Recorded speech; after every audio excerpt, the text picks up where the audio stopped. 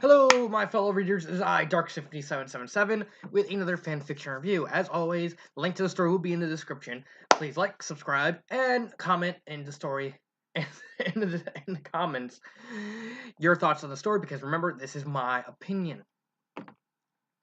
So, this is it. This is the final story written by Galaxy 1001D. Once I'm done with this story, I will be done with his story until he writes another story. Act 39 specifically. Story is called Night and Date. Not Night and Day. I always thought it was Night and Day when I first saw it. But no, it's Night and Date. And this story kind of picks up that plot point I mentioned in the last review about Roland Knight. Roland Knight, I'll reiterate again. In the last story, Roland Knight was a guy mentioned who was one of the founders of Paradigm City, and mysteriously disappeared. So in this story, Roger's going after him.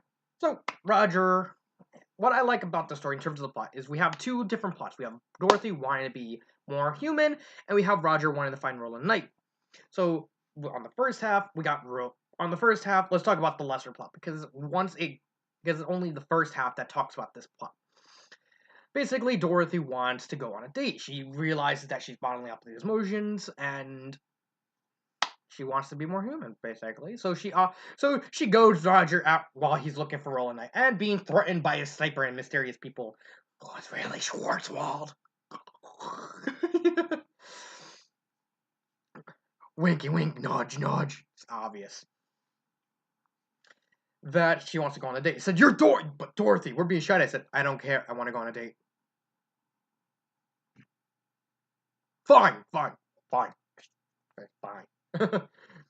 And so they go the whole 9 yards.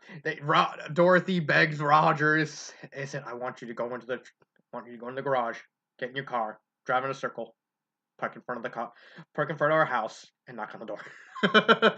I'm not. And an old man, Norman, the butler, pretended to be the father. Said, I have an extensive gun collection. I said, are you getting into this? I'm sorry, I must be the father. Just bear with me. It's got a very cutesy, adorable. You have this romance that it's really, really realistic that I really, really loved. With Roger they go the whole 9 yards. They get Dorothy. They put on a dress. Roger wears a tuxedo. They go to dinner. Dorothy can't eat, so she just gets something pleasing to look at. They dance. They actually sing part of, which I thought is a really nice touch to the actual anime. They actually sing a bit piece of the ending theme to Big O. I would recommend actually looking up that theme. It's actually really, really somber and really, really romantic. And, ending everything, which kind of ends with Dorothy getting shot to the chest, and then Roger having to put her head in Red Destiny's body. In the anime, Red Destiny was this psychotic Dorothy lookalike who basically murdered a bunch of people, and she didn't really like that. And so that kind of picks up the second plot point, which is Roger and Dorothy going after Roland Knight.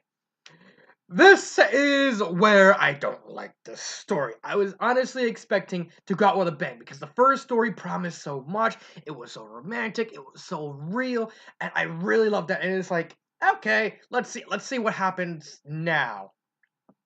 So they drive off to this gigantic mansion somewhere, where they go look around, and Dorothy's like, I don't like the fact you put me on this murderer's body.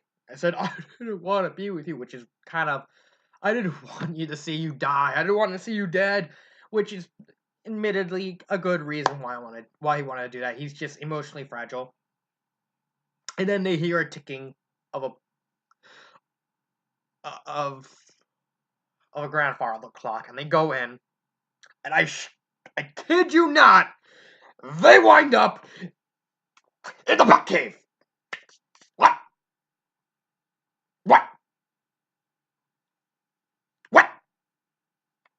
They're in the Batcave. So, okay, I get it. He's anime Batman. But no, they didn't want him to be Bruce Wayne. No, he's anime Nigel McGuinness. He's Batman Beyond in anime. Bruce Wayne, I don't know who that is. Well, Nigel McGuinness, I know, that's Roger Smith. Ah! Leading to the whole... I mentioned a couple videos ago in the first Jason Beck episode when he returned, that I did not like all the references to Dark Knight, specifically Jason Beck pretending he was Heath Ledger. This is another one of those things. I did not like this. Okay, having someone have a garage dedicated to the Batmobile. Okay, I can at least tolerate that. Because while it's not on the nose, at least it's an honest reference to the fact that a big or specifically Roger Smith is like an anime version of Batman. Okay, I can get that. But no, Dorothy finds the gigantic robotic T-Rex that Joker had, and the giant penny that Two-Face had. I am not making this up. This is actually in the story. Which made me go, really? Really? And really? Why? Why? Oh, and they don't just rip off Batman, they rip off Bioshock too. Immediately after they find Dorothy, Angel's purse, they find Lighthouse Isle. Okay, so they decide to go on a rowboat, and they completely rip off the first couple of lines from the Lutois twins from Bioshock Infinite. I am not joking. You'll go watch the opening cutscene of the game with DeWitt in the rowboat with the Lutois twins. They repeat the same lines. Well, some of them. But they're going to literally just why? And then to increase though. What the fuck?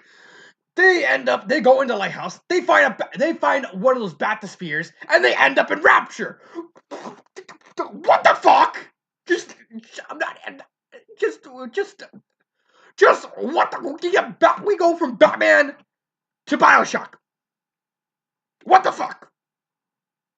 What the fuck?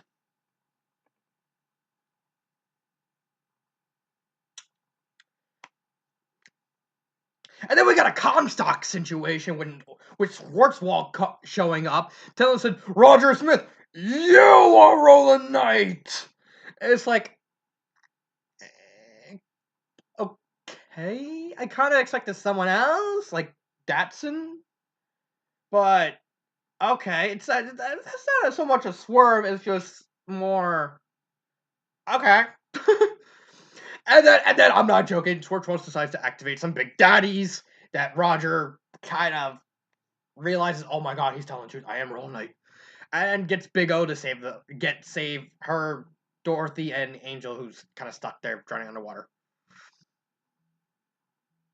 So Rogers apparently created Paradigm City, created the Union in the and created Rapture in this universe. So not only and this story kind of reveals the reason why humanity is the way it is. Apparently, aliens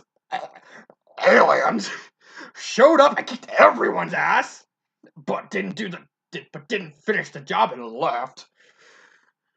And now I guess that still doesn't explain what the hell were Jason Beck's and Lester Young's reactions. Like, I must kill myself. I'm mad now, and Heath Ledger. Were they more upset over the fact that humanity got their asses handed to them? Or something like that? I don't know. But this story kind of promised so much because the first half is so good, but the second half is just pure, what the hell am I reading? What am I reading?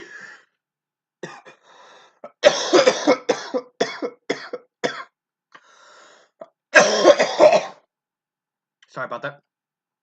Character development. I like the characters. Dorothy's assistant on going on a date is really, really adorable, and I really liked it. Norman playing his fault as I'm the father. Do you want to see my gun collection? I have a lot of guns. Nope, okay. Just make sure she's home by 8. We live in the same house. Play your part, Roger. And then there's Roger himself. I really liked Roger's Roger's kind of identity crisis at the end. I thought it was a nice touch. And a little something something. Uh, him having to take the date scene seriously, in contrast with Dorothy, it's a really nice dynamic that I really think did the story justice. Sure, this whole second half.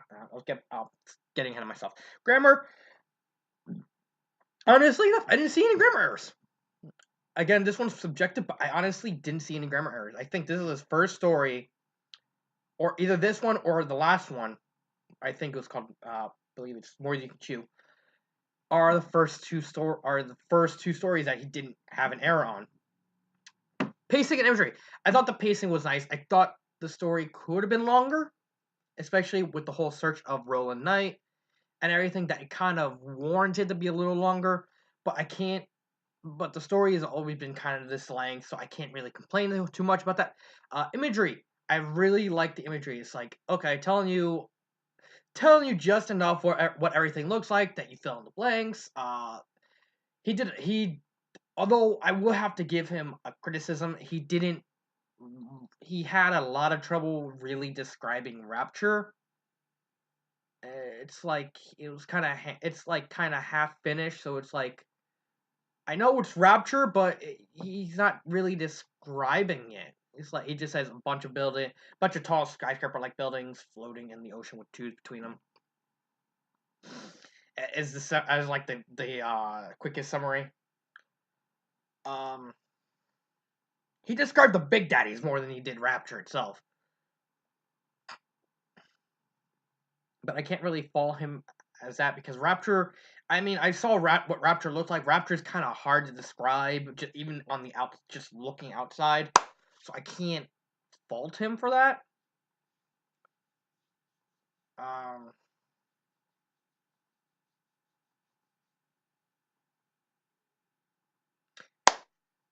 Connection, genre, and emotional investment. I have a way to be emotionally invested. What just reading the whole thing, and then at the end you're just sitting there and it's like, what did I just read?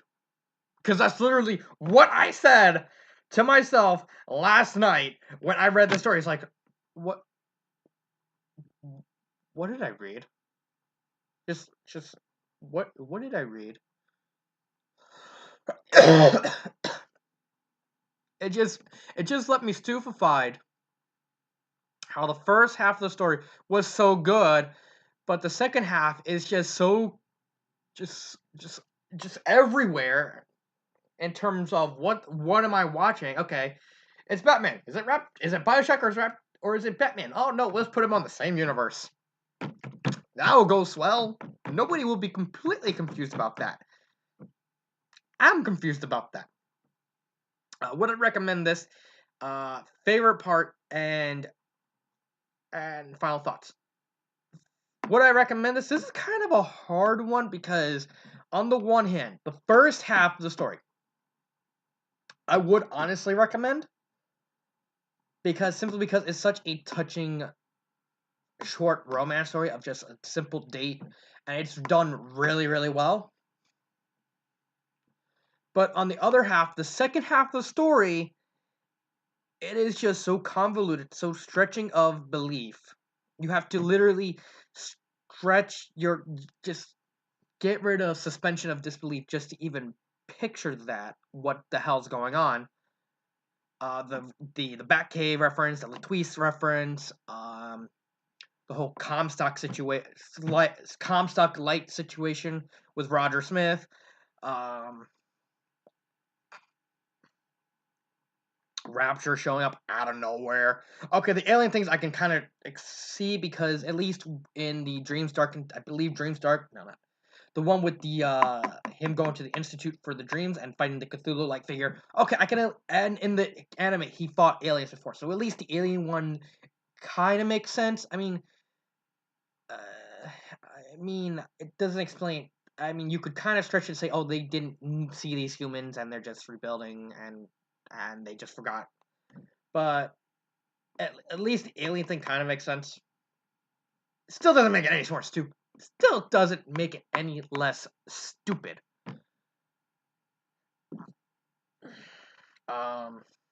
So it's kind of a catch-22. I would recommend the first half, but I wouldn't recommend the second half. I know it's kind of a weird, hypothetical way of doing things, especially since like it's a catch-22.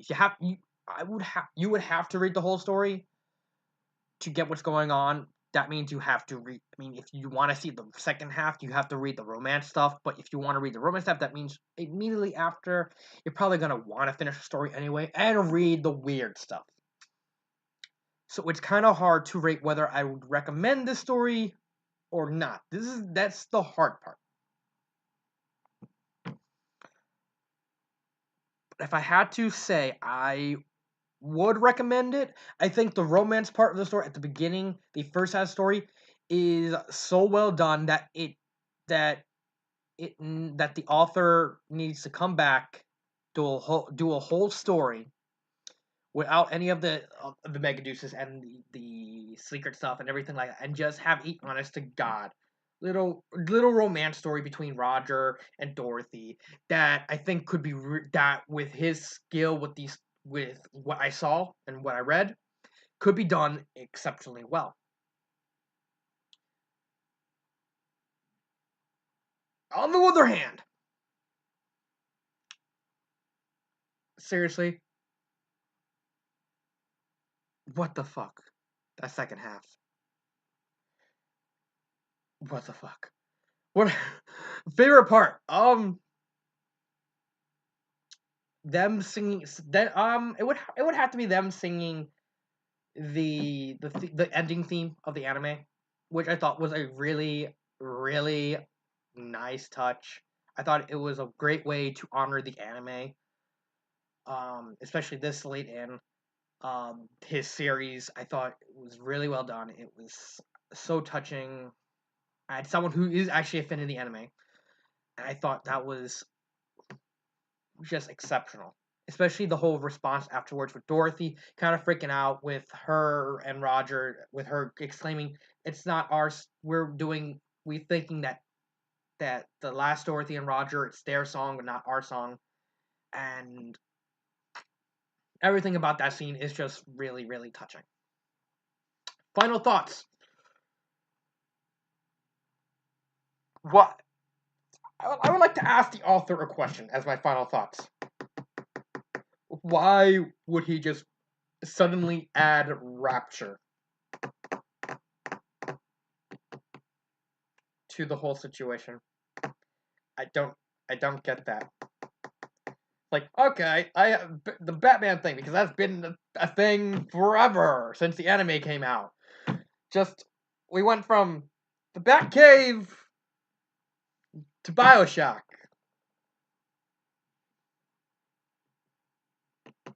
Even worse, considering the fact he actually made a quote from one of the Twist twins from BioShock Infinite. So it's like, why? I'm just wondering, why would he randomly out of nowhere with no build up? I would appreciate the Rapture thing if they built it up, saying, "Oh, there's rumors of a city under the sea or something, anything, any reference to the fact that Rapture was a thing in this universe." I would have appreciated. But no, it came out of nowhere. It's to use a giant space flea out of nowhere. It's a big lipped alligator moment. I don't care how you say it. I don't care how you spin it. It's just randomly shows up. So I don't even know if the stories continue. Will they go back to Rapture? Will he? It also kind of makes the question: is Columbia in this universe as well? Because we had Rapture, which was in the sea. Do we have Columbia in the air? Especially since the whole Roger is kind of the cool Comstock light thing. Um, it's just a really confusing last part of the story. That just confused the fucking daylights out of me. It's just this is just so weird. I have nothing. I have nothing more to say about that story. I would suggest you read this story, just so you can try and figure out what the hell is going on at the end. So I believe that is it. So, as always, I leave you waiting for the next video.